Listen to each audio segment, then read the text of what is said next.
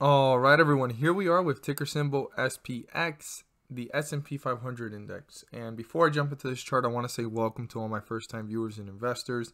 Welcome to my channel, Invest for Tomorrow, where we go ahead and talk about chart analysis. But this video is a little bit different.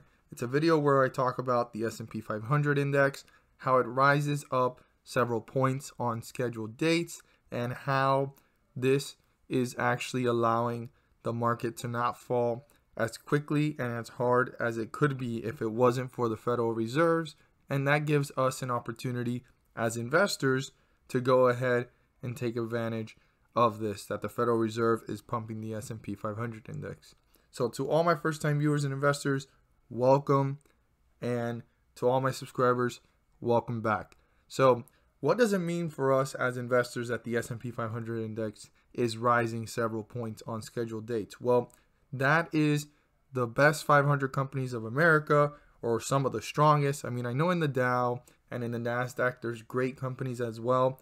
But according to how the market shows and what the S&P 500 index is there for, is for us to follow and see the best performing 500 companies of America.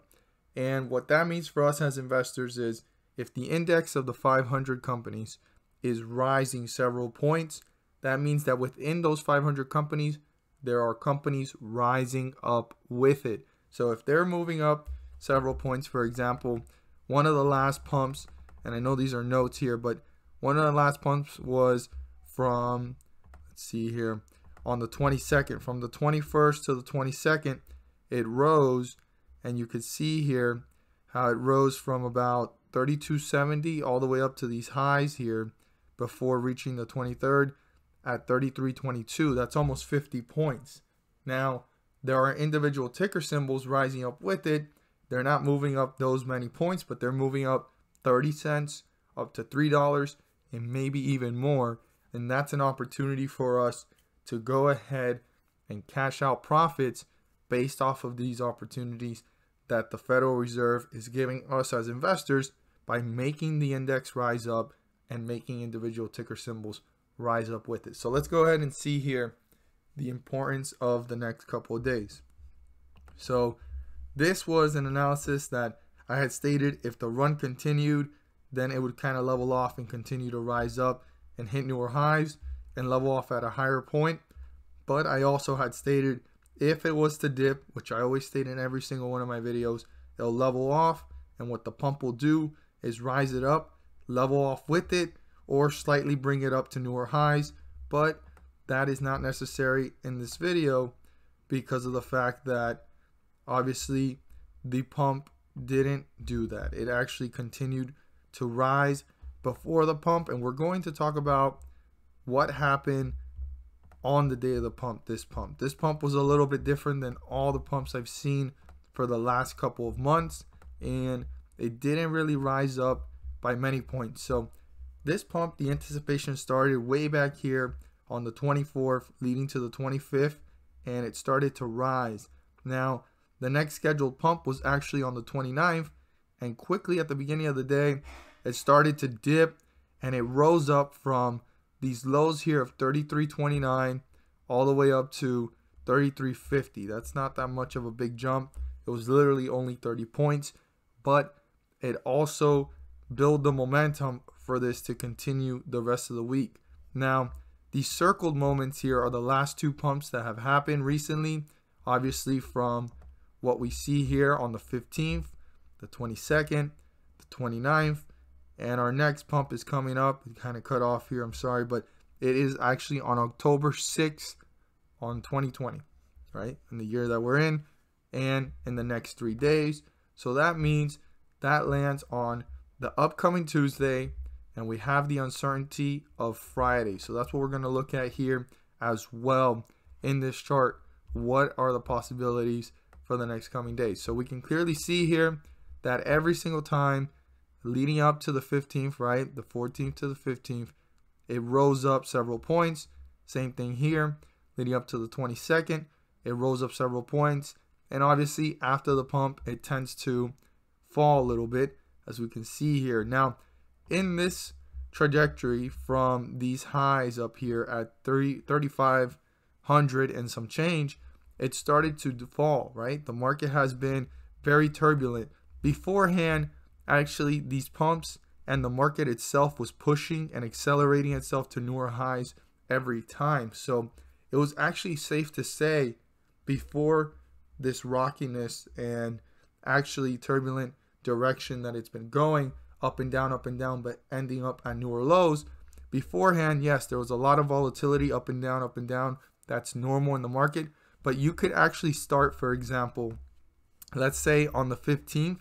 This is theoretically speaking right now. I hope I don't confuse anybody. On the 15th, right, all the way till the 6th. So let's just say that the 15th was here and the 6th was here. You could start at the beginning of the scheduled pump dates and ride the wave until the last pump of that scheduled time frame, because they usually happen for a month to a month and a half, and then they have to announce the next one. And usually a couple days before the next announcement, the market starts to slowly fall. And we've seen that previously in these ups and downs. But what I was trying to say here to get to the point is beforehand, before this peak and starting to fall in this direction and getting really turbulent, because the up and downs is normal in the market, you could have started at one point and end up selling at another point. And it was actually a little bit funner to ride the wave and know that every week you were getting that extra boost of rising to the next level, plus more anticipation and more excitement of investors, especially seeing the bullish run and hitting new highs for the S&P 500. I mean, it was phenomenal stuff that was going on the last couple of months, all the way back from March till now. And then now we have been very turbulent, and the volatility is there, up and down. But something I've noticed is that these scheduled dates do help out on actually leveling off the market or trying to bring it back up before it falls to newer lows. And we clearly see that here, the 21st to the 22nd, and hitting these highs all the way up here. And then from the 14th to the first, right, bullish candlestick on the 15th, rising up several points as well. And here, obviously, from the 28th to the 29th, there was a dip. But what this pump did, since this started rising before and there was anticipation, there was already support from this, and this slight sell-off actually didn't hurt it as much as it could have. And quickly on the 29th before ending, it rose up a little bit and it continued the momentum. So let's go ahead and see here, like I always state, what are the possibilities and what to look for on Monday. So Monday is the day before the next pump, right? Tuesday is the next pump, 10/6, right? On the 6th of October. So keep that in mind. So what could happen? Now, if this was to actually fall, level off, right, and then bring itself back up, that's one possibility. So the stock actually starts to fall, levels off on Monday, and Tuesday we would see the stock rise up again and level off either to newer highs before falling to newer lows, or actually kind of break even, which we've seen that before on the market happen as well, because one of the times that happened was way back here at this point, where on the 13th it fell and the 14th it leveled off and it broke even. And those are notes from previous videos, but I also always go back to it because that's one of the few times that it really confirms that these pump on the scheduled dates, what they do is they're not just there to rise up the market, but build up the anticipation, the excitement of investors to attract more investors to come back in, creating a green day, and also stopping the market from falling to newer lows. So that's one possibility.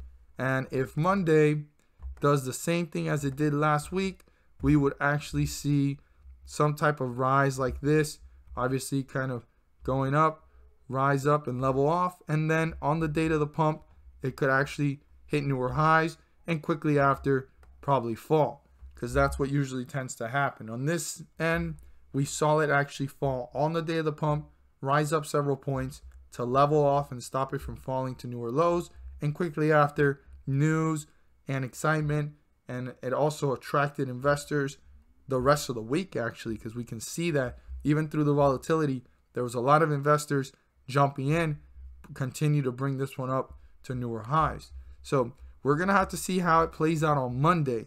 Very important. So if it brings it up to newer highs or levels off slowly and kind of rises and just hangs out in the same area and rises up a little bit, on Tuesday it should bring it up to newer places and newer resistance levels and newer highs.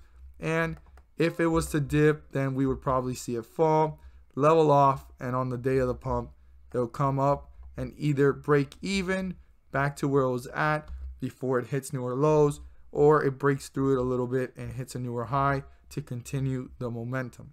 As always, I hope you guys find this video helpful and informative, and it means you all well.